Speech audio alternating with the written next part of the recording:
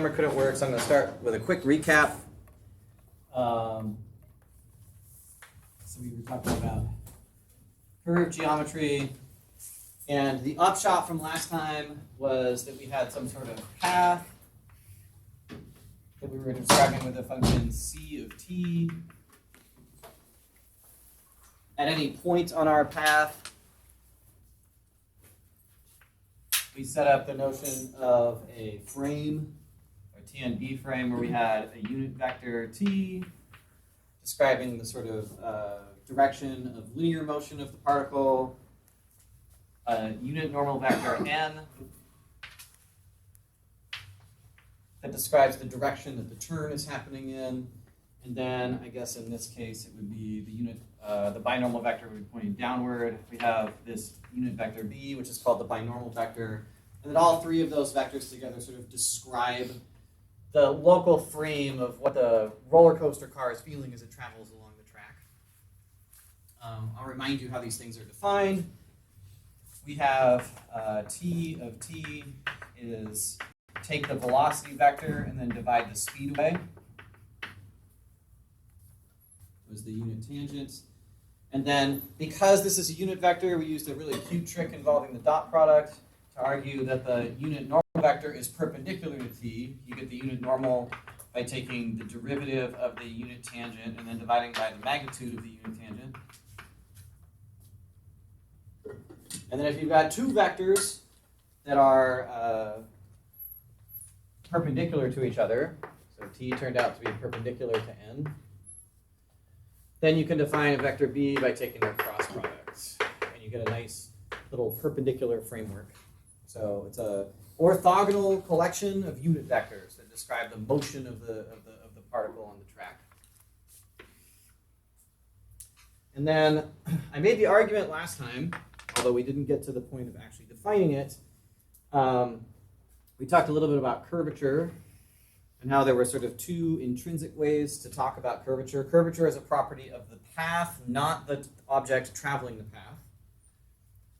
One notion that we came up with is curvature should be measured maybe as the reciprocal of radius, because if the radius of the circle is really small, the turn is really tight, and if the radius is really huge, then the curve is really flat. So we can think of a line as being approximated by a circle of infinite radius, for example. So one notion of curvature is maybe curvature is going to be equal to 1 over r, where r is the radius of the osculating circle. And then the last thing that I mentioned at the end of yesterday was the idea of reparametrizing a curve by arc length. Because the last idea that we have maybe for measuring curvature is, well, this is a really awesome geometric idea, but it's very hard to compute. So instead, maybe we can measure how the curvature of a curve by just putting a bunch of little unit tangents all over it, and then saying that the curvature of a curve has to do with how quickly these unit tangents change direction, right? If the unit tangent vectors are changing direction very quickly, then that's going to be high curvature. And if the unit tangent vectors are changing direction very slowly, that's going to be pretty flat, right? The unit tangent, if I'm just, here's my unit tangent vector, and I'm going along and I'm not moving very much, I'm going pretty much in a straight line. But if my unit tangent starts swinging wildly in the same piece of curve, I'm turning quickly. So the problem with this notion was, if I have my curve c, so the idea might be somehow we could look at the rate of change of t, the rate of change of the unit tangent vector. The problem is, if we chop the curve up with respect to time, then the velocity of the path matters in this perspective. I'm not equally dividing the curve up. I'm putting the time is equally divided, but the path is not equally divided into pieces. And so this leads into an idea called parametrization by arc length, which is what I want to start with today. This is the first new idea. Okay, so the basic idea is that if I have a curve, c of t, and I'm going to pick an anchor point here. We can just pick t is equal to 0 as sort of our default beginning position. It can be anything, but 0 is a useful one for computation. So our sort of default start point. I can define the arc length function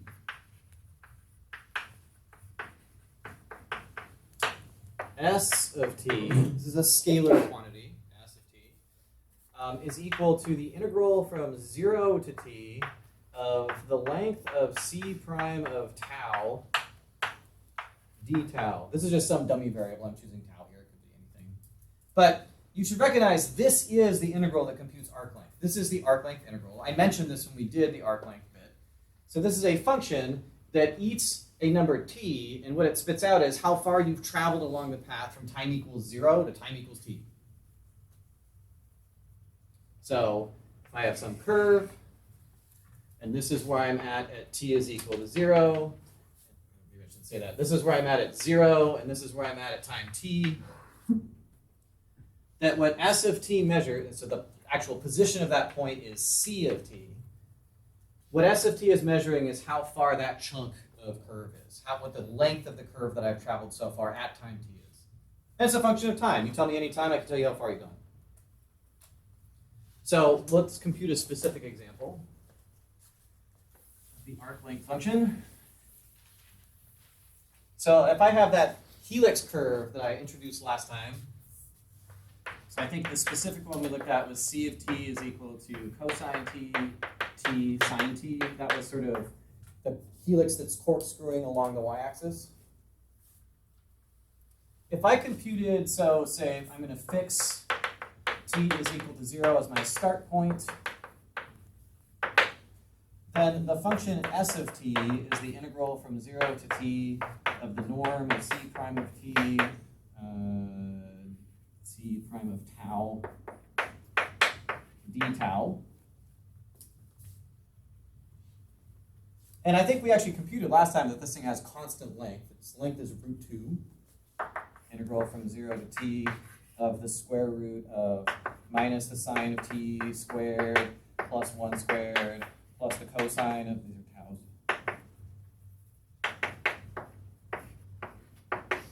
And that is the square root of 2. So this is the integral from 0 to t of root 2 d tau, which is root 2 times t. The interpretation of this, of what this function is telling you is, if you tell me how long I've been traveling, I can tell you how far you've been. If you've been traveling 10 units of time, then you've traveled 10 root 2 units of length along the curve. So it gives distance along the curve as a function of time.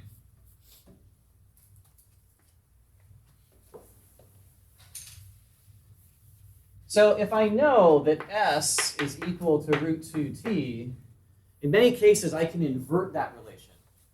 I can solve for time as a function of position. T is equal to 1 over root 2 times S. And the point of doing this is not to come up with some sort of new interpretation of the relationship between time and position. It's that this gives me something that I could plug back into my original curve. So I'm basically going to switch parameters. Right now, if you told me the time, I tell you where you're at in terms of time. But if I can tell you the time that you're at in terms of the position that you're at, I could write down a function C of S, which is C of T of S. I can substitute this inverse back into the original function, and what I'll get is cosine of 1 over root 2S,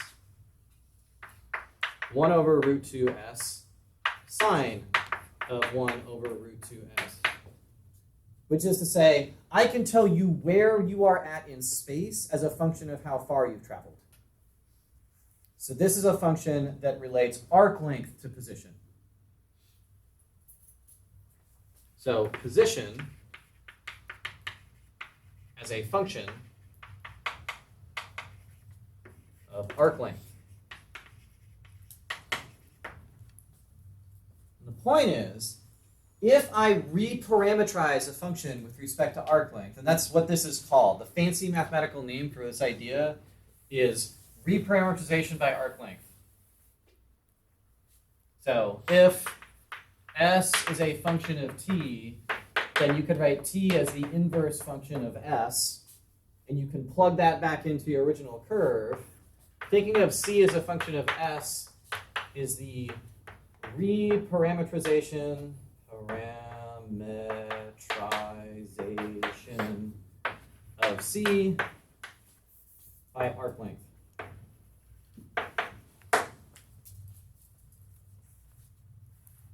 Now, this in practice is very difficult to do.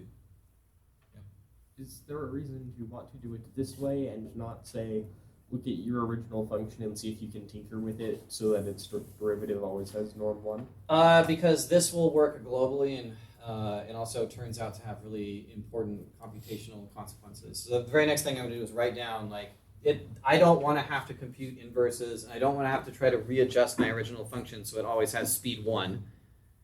I mean, that's actually the physical interpretation of what this does. Reparametrizing this curve by arc length guarantees that the velocity along the curve is constantly equal to 1.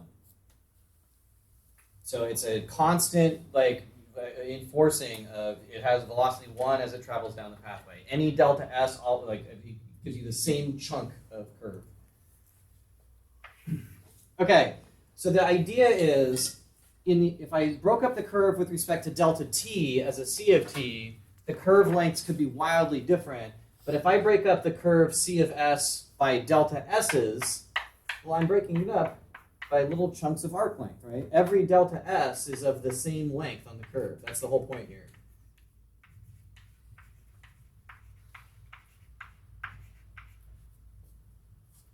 If I broke up the curve with respect to delta t, the original variable, the points could be really spread out in really wildly different ways. But if I do it with respect to s, because the speed is now a unit speed, every delta s corresponds to exactly the same distance between the previous point.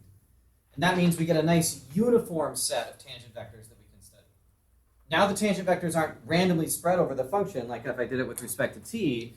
Now if I attach unit tangents to all these points, I'm sort of making a fair comparison of how much the tangent vector is changing direction, right? So when I look at this bit and I say, hey, look, these equally spread tangent vectors look like they don't change direction very much, I want this to be low curvature. Oh, look, here, in this equally spread, over the same set of curve, the tangent vectors change a lot more. That should be high curvature. I'm comparing like to like when I do this comparison. So over this bit, this should be sort of relatively high curvature because the unit tangent vectors are changing a lot on this bit and not very much here. And so this is our second definition of curvature that I pointed at yesterday. So we're going to define kappa, which is really kappa of, we'll define kappa to be equal to the magnitude, the absolute value of dt ds. So it's a magnitude.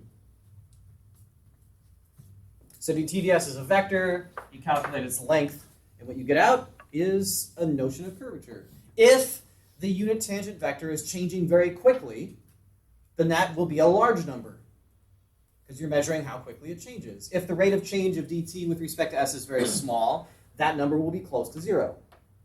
The size of the derivative tells you something about how much rate of change is happening. Now, this sucks as a definition, generally, if you had to compute it directly, because inverting functions is hard. So instead, we cheat. That's what we're going to do, right? We're just going to cheat. If I gave you t, if I gave you a function t, I mean, isn't it the case that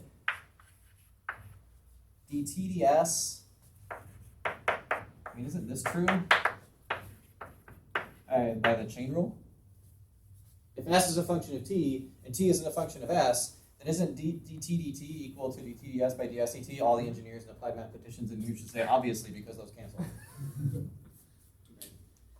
Okay, well, what that means is that if I ever want to know dt ds, I never have to do this.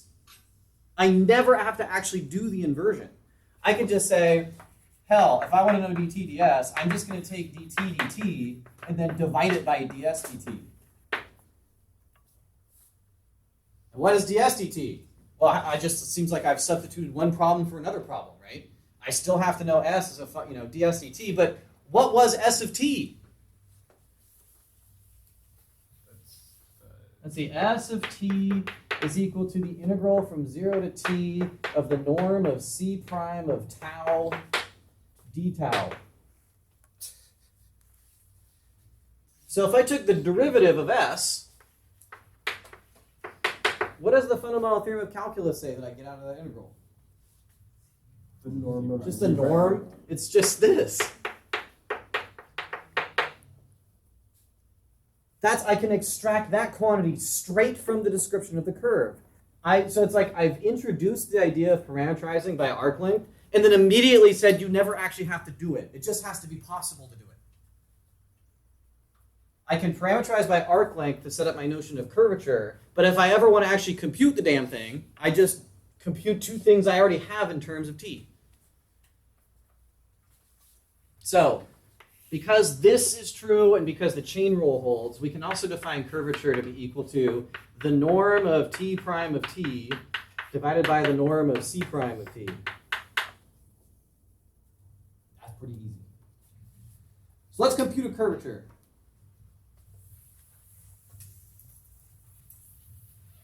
There's also dumb formulas you might remember that involve things like taking cross products of first and second derivatives and then dividing by cubes or three halves powers or whatever. Ignore all that crap. That's like the worst possible way to think about it. Yep.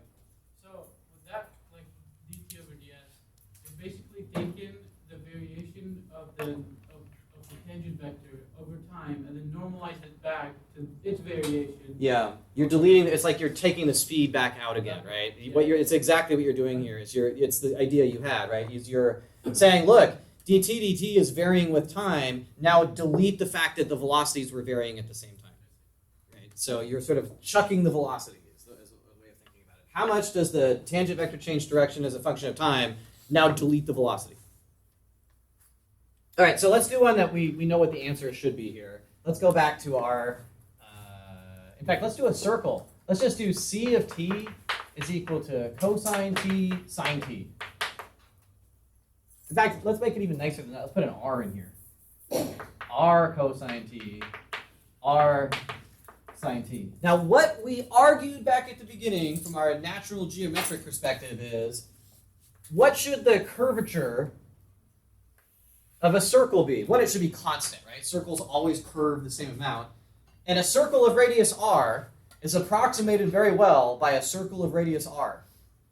So the curvature at any point of the circle, the claim here is, because a circle is equal to its own osculating circle, that the curvature here from the geometric intuitive definition should be 1 over r. So let's compute that formula and see if it agrees with what we're saying. All right, so if that's c of t, c prime of t is equal to, let's see, so minus r sine t, r cosine t.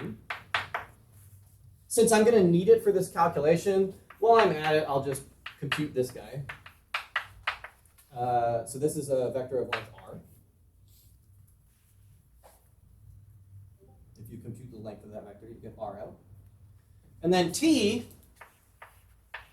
of t is equal to c prime of t divided by the length of c prime of t, which is equal to, okay, so if I take this and then divide by that, I get minus the sine of t cosine t. There's my unit tangent vector. If you want to actually put that on the graph to make sure that you're checking this and believe it, what that says is if you're at the position cosine sine, then your unit tangent vector points backwards in the x variable and up in the y variable. So it looks like this. Right? Do I have that? Am I doing my orientation correct here? R sine. The unit tangent vector should be, do I have a sign wrong somewhere? No, minus the sign and then up. That doesn't look very. Hold on a X-oriented second. as What have I done to my orientation here?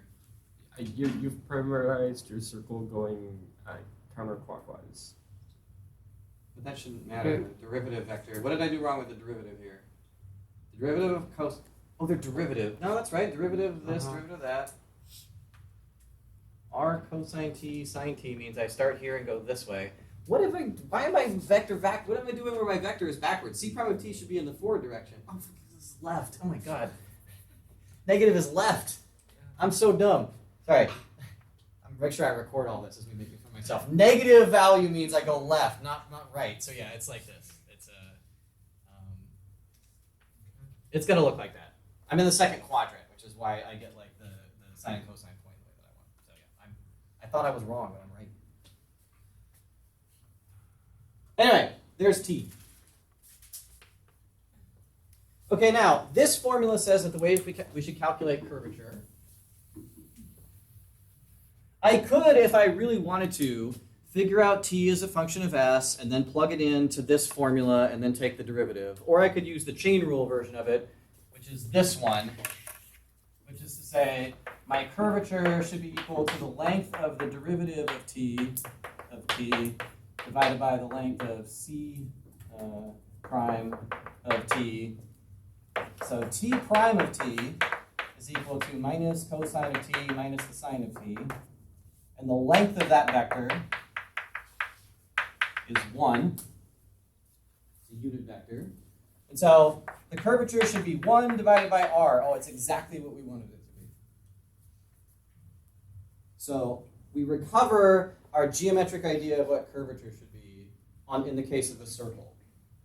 And what that means is if you pretend that you're looking closely enough on any curve, and you say, hey, if I act like a circle on some neighborhood, if I'm close enough to acting like a circle, you're going to get the exact result. The radius of the oscillating circle will be 1 over the curvature. The curvature will be 1 over the radius of the oscillating circle.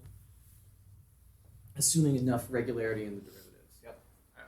Regarding enough regularity in the derivatives, is it the case that the space of continuously differentiable functions has the derivative act continuously on it? Yes. That's weird. I think. I don't know. I'll have to think about it. All right. So we have a notion of curvature now. And now that we've got curvature, we can start saying a little bit more about the broader picture. So the first thing we might want to do with this is get our hands back on what's happening with acceleration.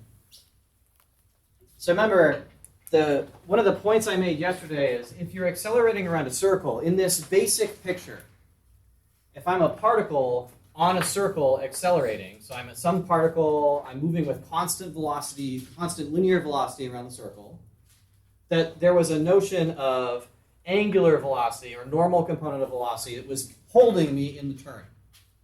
I think you guys told me yesterday that the acceleration in this direction, so the normal component of acceleration in this really simple case is v squared over r. Okay, now if you look at that for a second, and the curvature is equal to 1 over r, I think that suggests maybe we could hope that the normal component of acceleration in the broader picture is going to be equal to, say, 1 over r v squared. Maybe it's curvature times v squared. Maybe, even though this holds for the specific case of a constant velocity moving on one circle of fixed radius, maybe this formula will hold in general. That it's going to be the case that as I traverse a general curve, I can extract a normal component of acceleration, and it will be a function of the curvature. And so that's the next thing that we're going to demonstrate here. Okay, so we are moving from studying the track to studying the roller coaster car now, right? So the track, the curvature is a quantity that measures the track. Acceleration measures sort of force on the particle that's moving. So let's do this. So acceleration. And this is just basically the way vector calculus goes. I'm going to play a magic trick. So let's see if t be equal to position. V of t with the hat on it, which is equal to c prime of t is velocity. Of course, the magnitude of c prime of t is going to be equal to speed. That is, if I delete the vector quantity and take the magnitude, I've got speed. And then a of t which is equal to c double prime of t, which is equal to v prime of t, is going to be the acceleration vector. So the picture that we should have in mind for how these vectors are related to each other, if you buy this for a second, is that if you're on some curve and you're accelerating, there's going to be a bit of your acceleration that is in this direction, which is the tangential direction. That's how fast you're accelerating in the linear direction. And then a bit that is holding you in the turn, which is your normal component of acceleration. And whatever your acceleration vector is should decompose into a piece in the tangential direction and a piece in the normal direction.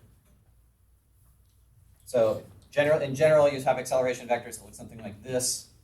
That might be your acceleration vector at a particular point in time. There'll be a piece of it that's accelerating you in the straight line and a piece of it that's holding you in the turn. Okay, so this bit right here, this bit is going to be an, the normal component of acceleration. And this bit, and that's a vector. And this bit right here is going to be at, which is the tangential component of acceleration. And the point is, this is one of the uses of the t and n vectors, is that I know going in that these things are orthogonal to each other, right? Geometrically, these have to be orthogonal, which means any acceleration vector will decompose into a tangential and normal component. All right, so let's do the result of 200 years of polishing. Okay, so the first thing to note here is that v of t, which is c prime of t, can be written as the speed times the unit tangent vector. Any vector can be written as the magnitude of the vector times a unit vector pointed in the same direction. I'm not really saying much there. Okay. So what we're going to do is we're going to notice that the acceleration is supposed to be the derivative of the velocity. This is sort of step 2. So what I'm going to do is I'm going to apply derivatives to both sides of this inequality. The derivative of v of t is equal to the derivative of the speed times the unit tangent vector. I can take a derivative of both sides of an equation if I want. And then I just use the product rule again. Product rules actually also work on scalar products. So if you have a scalar product of a scalar function and a vector function, you still have a dot product. Or sorry, a dot product, a product rule. So if you do that, you get the acceleration vector must be equal to, okay, so I'm going to do a slick rhetorical trick here. This vector right here is a scalar valued function, the speed function. So I'm going to call that v of t with no hat. I'm not doing anything other than here than making the notation convenient, right? So the derivative of v of t is equal to the derivative of scalar v of t times vector t hat of t. Is that okay? Like this is for speed since it's not a vector quantity. And then if you take the derivative, you're going to get v prime of t, that's the scalar v prime of t, times t of t, plus scalar v of t times t prime of t. That's the product rule.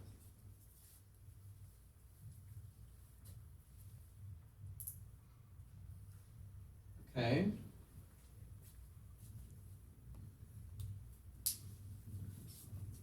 So already we can see right here, this bit, that's just the tangential component of acceleration. The derivative of your scalar speed in the linear direction is your tangential acceleration. What about this piece? You know, I remember a formula that told me a relationship between the unit normal vector and the derivative of the unit tangent vector. So I think it was the case that, didn't we define n of t to be equal to t prime of t divided by the length of t prime of t.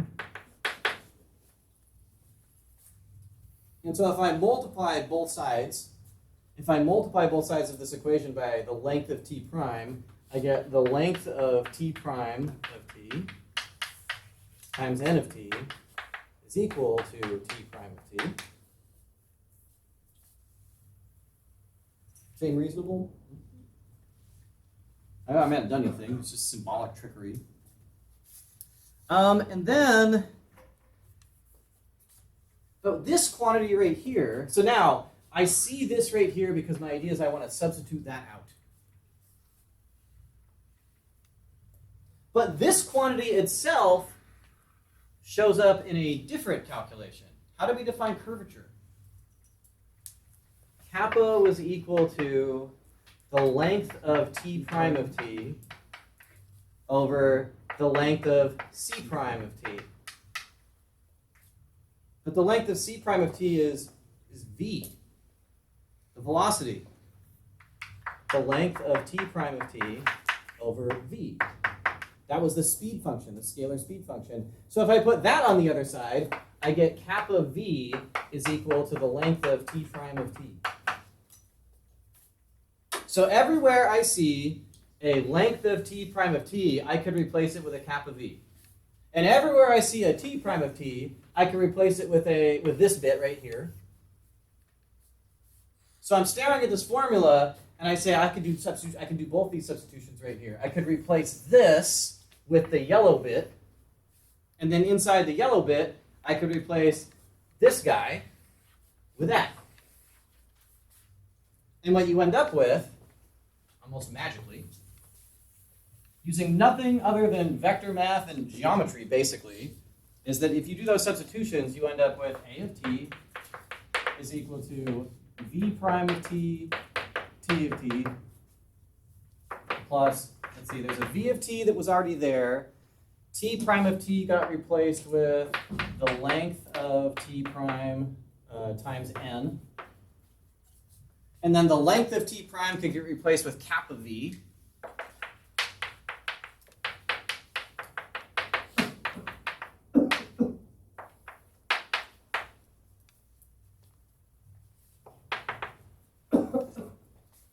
Or if I drop all the t's, it looks like this. V prime t plus kappa v squared n. Which means that our TNB framework, what that's given us is a framework where I can take my original curve and I can pull out tangential acceleration vector and the normal acceleration vector. And that quantity you got out front there, that kappa v squared, that is the same as v squared over r in the case of a circle. So this is recovering a formula that we already knew on the circle. So one way to think about what you're doing when you do this vector calculus is you're lifting these really simple principles from the calculus where acceleration was constant, or velocity was constant, and you're pushing them up into cases where things are varying in their velocities, right? Acceleration is actually wiggling in time instead of staying constant. So this is worth thinking about kind of what this implies about, we should at least physically believe that what we're saying here. If my linear speed stayed constant, so if that acceleration was 0, if I'm not changing my linear acceleration, I have ignore this for a second. We'll just talk about the normal direction. How could I increase the amount of force that I feel in the normal direction? I could be going on a twistier turn. Curvature high means you feel more normal force. Or I could be going faster. So both the curve, so the two different things affect the normal component of acceleration. Properties that are related to the actual path I'm following, just the path, so the roller coaster track, and a different quantity that picks up how I'm traversing the track. So this idea of using the TNB frame shows up all through this kind of dynamics because you can pull motion apart exactly into these quantities. And if you've done this in your physics classes without the full machinery of vector calculus, you're sort of getting a cheese ball version of it where you actually don't do any of the calculations. Right? They just tell you the output without telling you why any of it works. But the mathematicians of the 17 to 1800s that built all this stuff did it with an eye for things like orbital mechanics, which is what they were studying when they built a lot of this mathematics. So like Newton's investigation of Kepler's laws, for example. Okay, so we have one more quantity that I said existed that a particle feels as it travels, roller coaster that it feels as it travels the pathway, which is torque. And a quantity that picks up twistiness, which is called torsion. So this is how curvature connects the curve to the physical, to what's happening physically. If I want to define torsion, so torsion you should think of as being sort of twistiness. I'm just going to tell you the system of differential equations that relates all these guys. This is called the Frenet-Serret frame. Or this is the Frenet-Serret relations. And they give us a system of differential equations that allow us to describe how the vectors relate to each other as we're traveling on a pathway. So I'm going to just write them down. These were originally in your homework as exercises. I've now made them optional to prove that these theorems hold. I invite you to do them because they're interesting exercises in vector calculus to a math professor. Maybe less interesting for you, but at least we should be able to understand what it is that they're saying. So it turns out that the derivative of the binormal vector with respect to arc length is equal to this quantity, where this is just some number. If I take the derivative of the binormal vector, I end up with it turns out to be exactly parallel to the normal vector. So the derivative of the binormal points in the direction of the normal vector. And the thing that you attach to the front of it is this quantity we call tau. That is torsion. So let's see if we can interpret what the hell that means. So I have a frame where I have T, and I have, let's say, N, and I have B.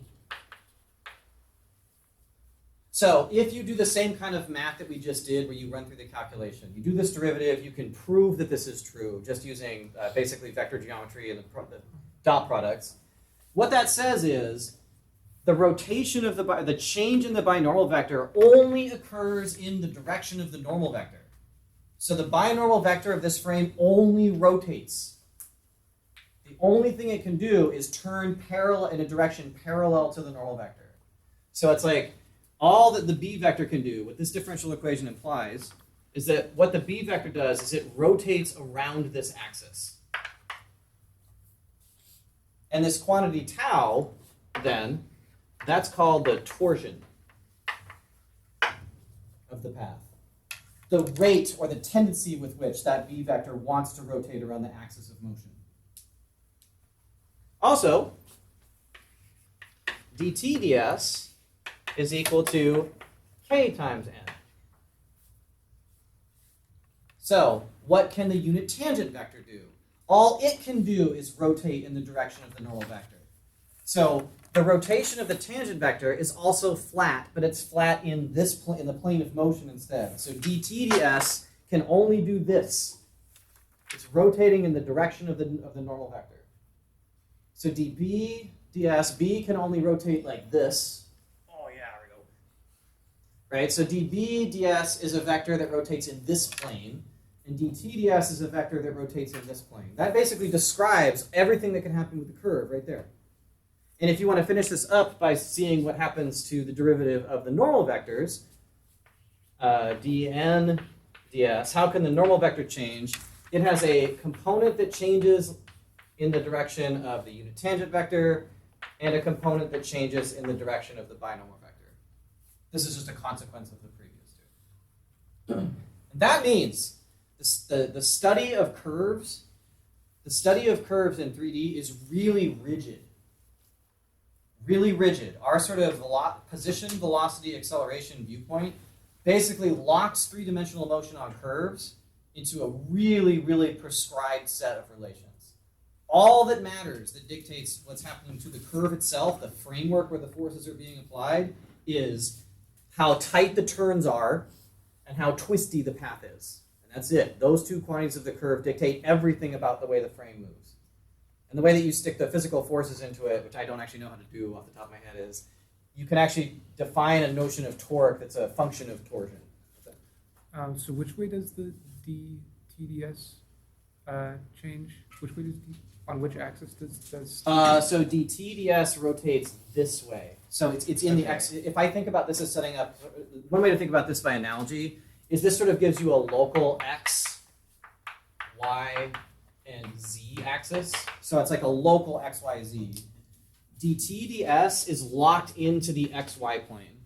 Okay. dBds is locked into the yz plane. So there's a flat rotation in the xy plane and a flat rotation in the yz plane. And just from the, I mean, this is a consequence of the way that we built this and the way that vector mathematics works, but it turns out to, yeah, there's no escaping this stuff, basically. If you want, you can actually write this down as a vector equation. But, yeah, so the consequence at the end is exactly that set of relations. dBds is minus tau n. The n ds is equal to kappa tau plus tau b, and dt ds is equal to kappa n. And these are used all over the, it's a t, not a tau, sorry. So if you're curious about like sort of the applications of these sets of ideas, not just in the study of the mechanics of an object traveling, but just anytime you've got a setup where you have, admittedly for the math majors, this is very applied in flavor because essentially this is the sort of thing that you do if you want to study a complete set of the decomposition of, say, force of a particle traveling through a field acting on it. So if you have an electric field and you have a particle traversing the field on a curve, you can decompose the force on the field into the vectors that are set up by this framework, which is a useful thing to be able to do in a lot of contexts. Yep. Is it reasonable to visualize this stuff using a sort of like Euler's method, like a bunch of discrete close together time frames? Right. So in fact, in practice, this is exactly how this works. If you're working in computer vision, for example, one thing that you might do with the aid of gyroscopes is you have some path that you observe some object traveling. You could sample that path discretely, and then you could pick up from the gyroscopes what the orientation of the object was. I'm always going to know t, and I'm always going to know n. I can extract b as a consequence, because if I know t and n, I know b. And then from that, I can reconstruct that, I can sort of Euler's method my way through what happened between them, because it's take a little time step and see where you ended up, and a little time step and see where you end up. And you can get a picture for the forces that an object was traversing just from the frame, basically. Right? If you add velocity information, you get more out of that. Yep. If I define a curvature and torsion at every point in space, can I uniquely define a curve based on? Now that is a really good question. So up to initial condition, I believe that's going to be true. Well, we should be careful here. By doing that, you've sort of imposed a vector field. And so if the vector field that you set up by doing that was set up as a conservative vector field, then yes, the paths are unique. It's not going to be true in a more general vector field setting. Okay, now I got a wild question. This wild speculative question at the end here. Why should we restrict ourselves to studying the curvature of curves? Right? That's curves are nice. I can define these osculating circles. What if instead hold on, let's see it. What if instead I said, okay, that's all well and good, but I've got this really powerful notion of studying curvature now. What if I have something like this? I just cook up a hyperbolic paraboloid or something. Because what else do you have to do with your life? And there you go. And I say, I would like to know how to measure the curvature of that surface, which is going to vary as we move through the surface, right? We might think, well, that point right there with a flat tangent plane, maybe we could come up with a notion that forces that surface to have curvature 0 because it looks flat there. And there's places where it doesn't look flat. If I'm up here, it does not look flat, right? It's not a flat plane anymore. It looks like it's actually bending. So maybe we can cook up a notion where I can measure the curvature of a surface instead. What? Any ideas about how to do that? Use an osculating product of circles. Okay. Well, that's going to be there's a lot of those, right? Well, there's two because we're living in 3 dimensions. So just, approximate it by the inside of a torus. So that is you can take that approach, but I want the most boneheaded approach you could think. Second derivative. Second derivative. What do you mean second derivative? Oh, you want to use the second derivative form. Yeah. Okay, so actually, have you seen this before? Oh, okay. Right. So I might have the idea of using concavity somehow, right?